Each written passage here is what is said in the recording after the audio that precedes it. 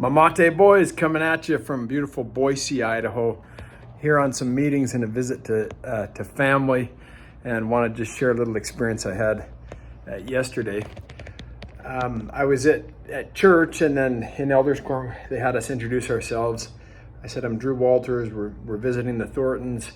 I live in a small town of 1,000 people. I'm the bishop, seminary teacher, wrestling coach, and I fix all the bikes. So if you have any of those needs, let me know.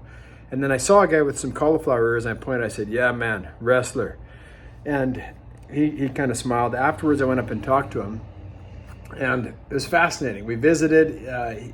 He told me he had kind of this wrestling complex in his house that he'd built, and I should come over and see it. And then when he heard I was in seminary, he said, I have a rare LDS book collection. If you've got time, it'd be fun to show it to you. Long story short, it turns out that this guy is one of Casey's neighbors, and he's this internet marketing entrepreneur, multi millionaire, fascinating guy. I don't know what I liked more. Like the wrestling room was just so cool, man, that I thought, man, I got to take a video of this, send it to my buddy Brad, and get him pumped for next year's wrestling season. But it was the books that were fascinating. So turns out this guy has spent probably upwards of $5 million on building this private collection of first edition LDS books, and it was just neat to go over there. I'll send a couple of pictures.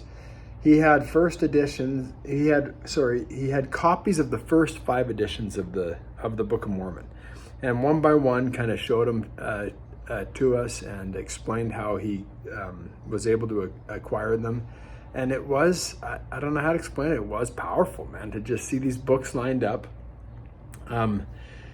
He has one of 2 known copies, I guess, or maybe they're the 2 that are in best shape of the original Book of Commandments that became the Doctrine and Covenants, and he was able to acquire his from the RLDS church for $1.5 million, and so it's maybe I'll circle it. It's this little brown book that's sitting there, and just fascinating guy. It was just interesting, you know. He another one that caught my eye is he had a copy of Mormon Doctrine that was in the front cover. It was given to Ezra Taft Benson by Bruce R. McConkie, and so it's signed in there. And just some neat things like that.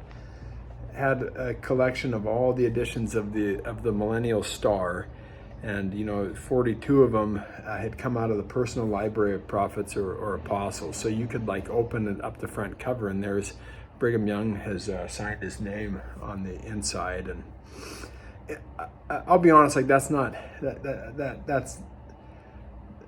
entirely my thing, but it was impossible not to feel this guy's enthusiasm for his collection, and whenever you're around someone who's super passionate about something like that, it's a little bit contagious, and it just was neat. It was just this cool moment. He's this mid-40s guy who just has been really successful in business, and then that's one of his hobbies is collecting these books.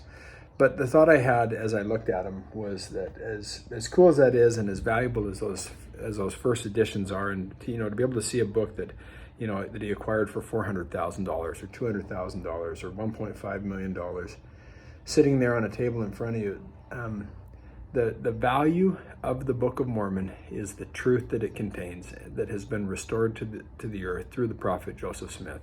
And our Heavenly Father is trying to give his children as much truth through as much channels as he possibly can. And the fact that the teenagers that I teach, our own children, have access to those truths in the form of the Book of Mormon, and have a whole gospel library at their fingertips, is of such incredible value. It reminded me of the hymn, "Oh, say what is truth. Oh, say what is truth, 'tis the fairest gem that the riches of worlds can produce. And priceless the value of truth will be when the proud monarch's costliest diadem is counted but dross and refuse. Yes, say what is truth, 'tis the brightest prize to which mortals or gods can aspire. Go search in the depths where it glittering lies, or ascend in pursuit to the loftiest skies. 'tis a name for the noblest desire. And thanks, boys, for filling me with a desire to spend more time in those pages. It is the keystone of our religion, and man will get closer to God through its study. And the Book of Mormon has blessed my life in countless ways, and I want to show my Heavenly Father, my children, and all around me just how valuable that book is to me by giving time daily to the study of its pages and its truths. Then say what is truth, 'tis the last and the first, for the limits of time it steps over. Though the heavens depart and the earth's fountains burst, truth, the sum of existence, will weather the worst, eternal, unchanged evermore. Love it, boys. Here's to truth. Love ya.